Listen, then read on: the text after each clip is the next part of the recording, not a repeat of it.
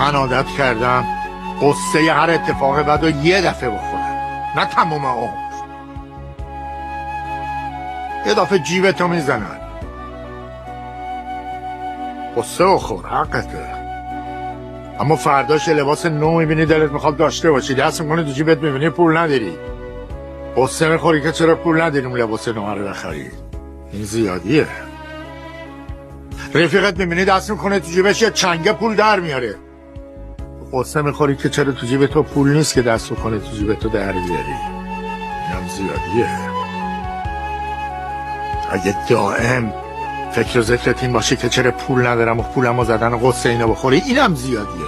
زیادی نی، خریته. هر اتفاق بدی رو باید یه روزی یادت بره. تموم شد و رفت، رفتنی رفت، تموم. حالا باید به فردا فکر کنم. به چیزهای خوبی که هست، به چیزهای خوبی که باید باشه. من تو این سن و سال اینم، تو که یه دنیای عمر جلوته.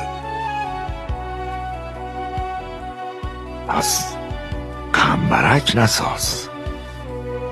افتاد